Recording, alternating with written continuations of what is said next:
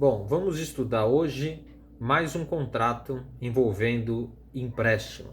Vamos trabalhar com o contrato de mútuo. O contrato de mútuo, ele também é uma espécie do gênero empréstimo. A diferença entre o contrato de mútuo para o contrato de comodato é que o mútuo envolve o empréstimo de um bem fungível, isto é, um bem que pode ser substituído por um outro da mesma quantidade, da mesma qualidade e do mesmo gênero. O contrato de mútuo é um contrato de consumo. E sendo um contrato de consumo, o mutuário irá devolver ao mutuante um outro bem que apresente a mesma qualidade, a mesma quantidade e o mesmo gênero.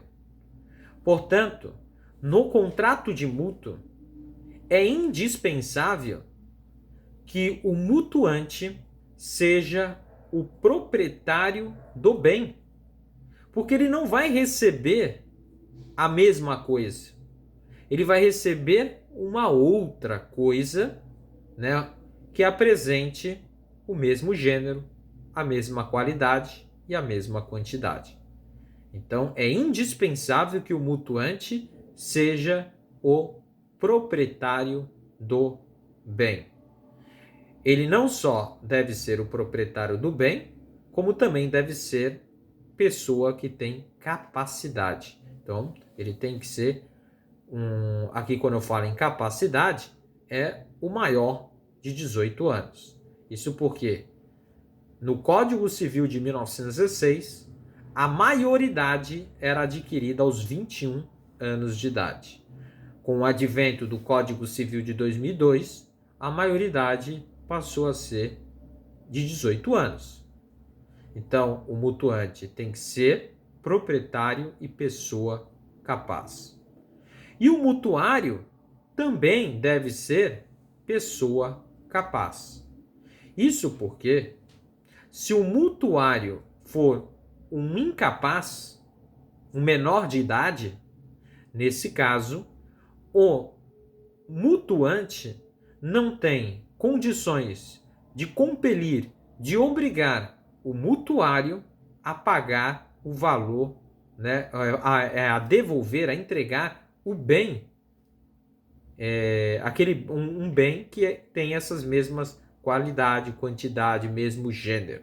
Portanto, é necessário, né, é necessária a capacidade do mutuário.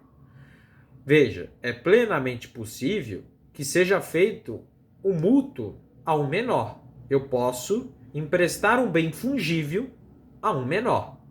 Só que, se eu fizer isso, eu não tenho condições de obrigá-lo a restituir este bem. A questão do mútuo feito à pessoa menor está previsto no artigo 588 do Código Civil. E o artigo 588 do Código Civil consagra um instituto que veio lá da Roma antiga, denominado de Senatus Consulto Macedoniano. O que vinha a ser o Senatus Consulto Macedoniano?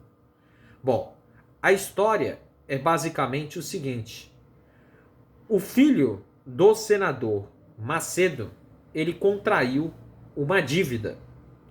E a fim de pagar os credores, pagar a dívida, o que ele fez? Ele pratica um patricídio. Ele mata o próprio pai para então receber a herança e com o dinheiro da herança pagar os seus credores. E aí então os senadores, né, o júrius consulto, resolveu então criar uma regra de que o mútuo feito a menor, né, dele não pode ser exigido a restituição daquele bem. E nem dos fiadores. É o que estabelece o artigo 588 do Código Civil. Bom, o que é o contrato de mútuo? O contrato de mútuo, primeiro, ele envolve dois personagens. De um lado, nós temos o mutuante, do outro, o mutuário.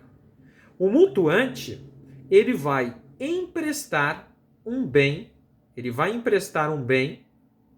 ao mutuário. E o mutuário, esse bem é um bem fungível, né? E o mutuário, então, vai devolver não o mesmo bem, mas um outro que apresente o mesmo gênero, a mesma qualidade e a mesma quantidade, dentro de um prazo estipulado. E que prazo é esse? Bom, primeiro, vigora a regra de que o prazo é aquele estabelecido pelas partes. Portanto, é a autonomia da vontade. É as partes que vão estabelecer o prazo para a devolução do bem fungível. Agora, não havendo um prazo previamente estipulado, nós temos a regra do artigo 592 do Código Civil, que traz regras específicas. Por exemplo, se o mútuo envolver produto agrícola, nesse caso, o prazo para a devolução é a próxima colheita. Em se tratando de empréstimo de dinheiro, veja, dinheiro é um bem fungível. Se eu te empresto R$100 para que você me pague daqui 30 dias, você não vai me entregar os mesmos R$100. Você vai me entregar uma outra nota de R$100. Você percebe que o dinheiro é um bem fungível por excelência. Agora, o artigo 592 estabelece um prazo. Se as partes não convencionarem de modo diverso, o prazo para a devolução desse dinheiro será de 30 dias. Temos também, né, uma outra regra que seria uma regra subsidiária, ou seja, o prazo do mútuo, não havendo convenção das partes, seria pelo tempo estipulado pelo mutuante. Aqui é preciso ter cuidado. Por quê? É preciso evitar situações de abusividade, de abuso do direito praticado pelo mutuante. Isso porque esse prazo não pode ser estabelecido de maneira abusiva. Isso constitui um ato ilícito do artigo 187 do Código Civil e gera responsabilidade civil. Bom, visto então a regra do Senatus Consulto macedoniano, do prazo do contrato de mútuo, nós vimos o seguinte: a questão, agora nós temos que tratar da questão das características do contrato de mútuo. Quais são as características do contrato de mútuo? As características são bem parecidas com as do comodato. Primeira característica do contrato de mútuo. O contrato de mútuo é um contrato em regra unilateral. Ele é um contrato em regra unilateral se ele for um mútuo gratuito, um contrato gratuito. Porque, veja, em se tratando de contrato gratuito, só vai gerar vantagens, né, para o mutuário. No entanto, se caracterizar um contrato bilateral, oneroso, aí nesse caso, nós verificamos o que? Por exemplo, no mútuo feneratício, que é empréstimo de dinheiro, Nesse caso, haverá prestação e contraprestação. Então, o mútuo pode caracterizar tanto o contrato unilateral, gerando obrigação para uma das partes, ou bilateral, gerando obrigações e vantagens para ambas as partes. É a ideia de prestação e contraprestação. Agora, o contrato de mútuo, além de ser unilateral e bilateral, ele pode ser gratuito ou oneroso. Em regra, o mútuo é um contrato gratuito. No entanto, é possível se estipular um mútuo oneroso. É o caso, por exemplo, é o caso clássico do empréstimo de dinheiro.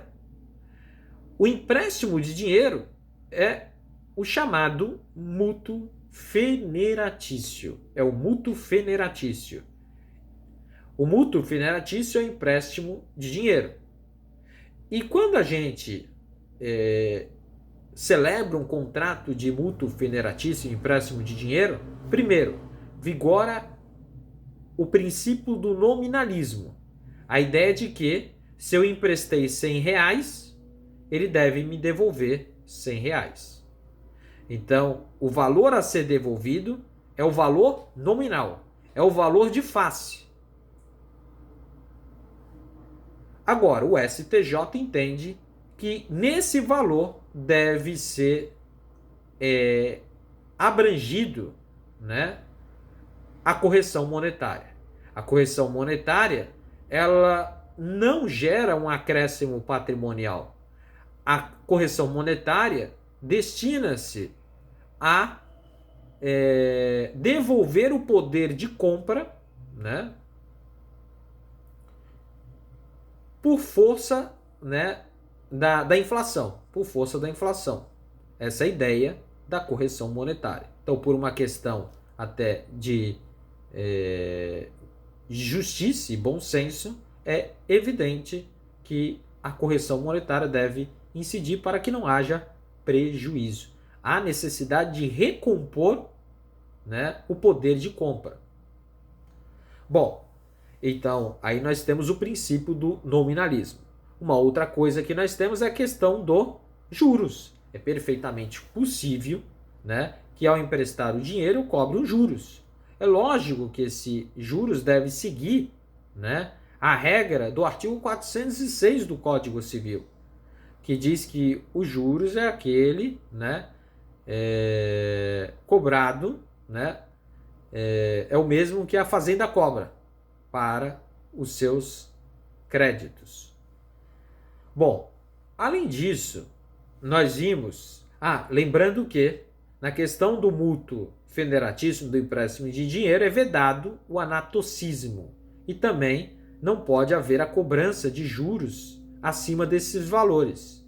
Acima desses valores. O anatocismo é o juros sobre juros, isso é vedado, e também não pode ser cobrado acima desse valor estabelecido pelo artigo 406 do Código Civil,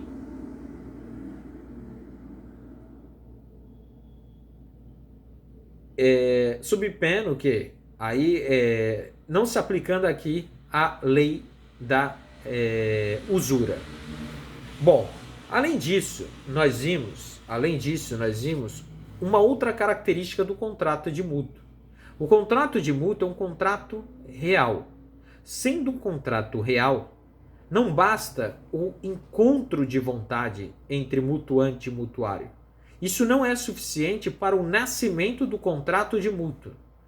É necessário um ato posterior, que é a entrega da coisa, a tradição.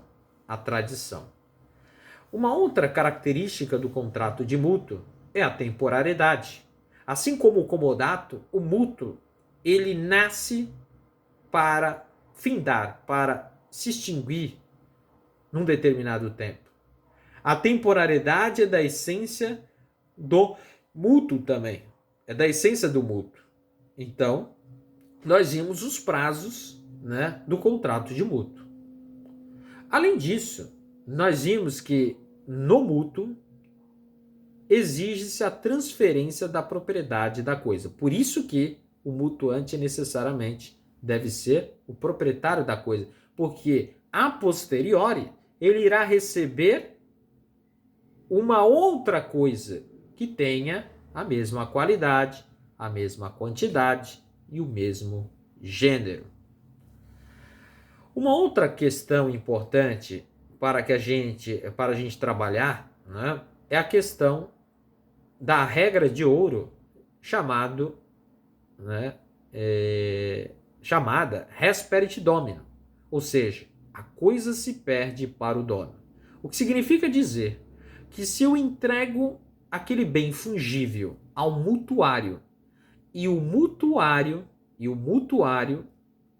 ele, sem culpa dele, né, a coisa, o bem acaba se deteriorando, né?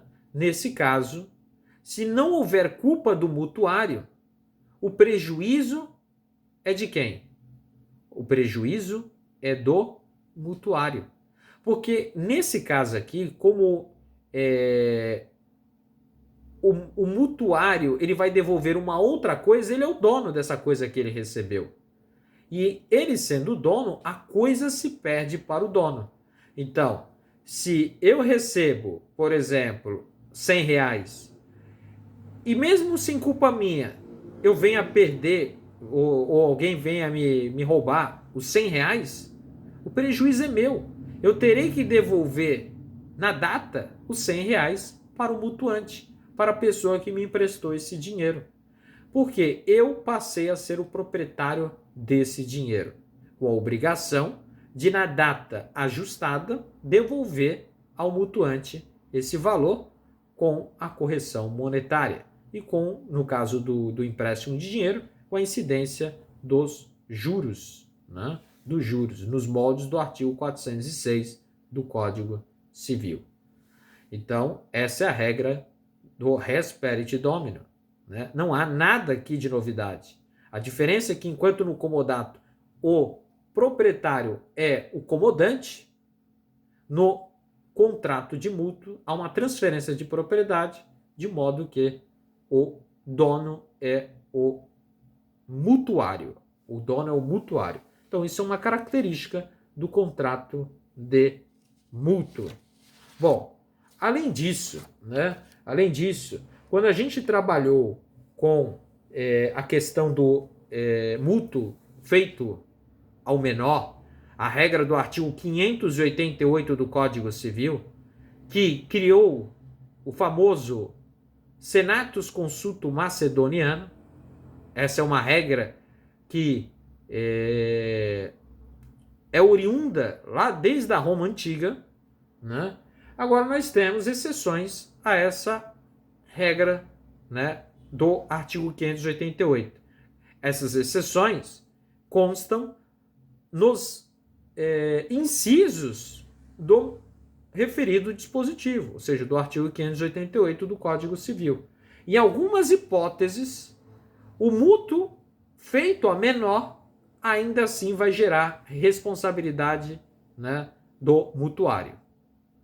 Quais são essas situações? Primeira, é quando o mutuário dolosamente omitiu sua idade. Então o mutuante pergunta para o mutuário a idade e ele dolosamente omite. Nesse caso, né, o direito ele tem uma regra, né, de que ninguém pode valer da própria torpeza. Então, nesse caso, se o mutuário teve a malícia de ocultar a sua idade e foi capaz de enganar o mutuante que estava de boa fé e assim emprestou dinheiro ao mutuário, nesse caso, pode sim compelir o mutuário a devolver, né, esse bem fungível dado a título de mútuo, né, no contrato de mútuo. Segunda hipótese prevista no artigo 588 do Código Civil, quando provar que o empréstimo reverteu em seu proveito. Então, se o mutuante prova que aquele empréstimo reverteu em proveito do mutuário, aí nesse caso, por uma questão de enriquecimento sem causa, né, é necessário, sim, que o mutuário devolva este bem ao mutuante. Por exemplo, um dinheiro, no caso do mútuo federatício. Se provar que aquele bem dado efetivamente beneficiou o mutuário, aí ele pode obrigar o mutuário a restituir a coisa. É a segunda hipótese. A terceira hipótese é quando houver uma posterior ratificação. Uma posterior ratificação de quem? Do representante desse mutuário menor, né? Ou assistente. Então, se o assistente ou representante ratificar, nesse caso ele está suprindo a falta de capacidade do mutuário. Aí sim vinculará. Nesse caso, vincula o mutuário e ele terá que responder. E, além disso, nós temos uma outra hipótese, uma penúltima hipótese, em que o mutuário, né, responde, né, o mutuário menor, quando ele tiver renda suficiente para a sua manutenção. Então, é plenamente possível que o mutuário ele tenha o seu próprio patrimônio, bem suficiente para pagar. Não seria justo que o mutuário, né, tendo condições financeiras de arcar com o pagamento daquela dívida, simplesmente, pelo simples fato de ser menor de idade, deixar de cumprir, de adimplir, né, com as suas obrigações. Então, nesse caso, se demonstrado que ele tem condições para pagar, nesse caso, é uma exceção à regra do artigo 588 caput do Código Civil, que consagra a regra do senatus consulto macedoniano. E, finalmente, quando o empréstimo for feito para a manutenção dos alimentos do menor. Veja, se eu emprestei um dinheiro, né, e isso é indispensável para os alimentos do menor, nesse caso, esse dinheiro que foi dado, e veja, não é só dinheiro na verdade, esse é só um exemplo. Nesse caso, como foi voltado para a própria subsistência do menor, alimentos, nesse caso, também é uma exceção à regra. Nesse caso, demonstrado que aquele valor foi dado para foi voltado para os alimentos do menor, esse empréstimo, nesse caso é possível sim cobrar do mutuário. Portanto, o artigo 588, inciso 5 do Código Civil trata aí da hipótese em que o mutuante poderá cobrar do mutuário a devolução do bem fungível dado, quando o empréstimo for feito para a manutenção dos alimentos do menor. O fundamento disso é permitir, né, a restituição sem que haja um enriquecimento sem causa. Sem que haja um enriquecimento sem causa.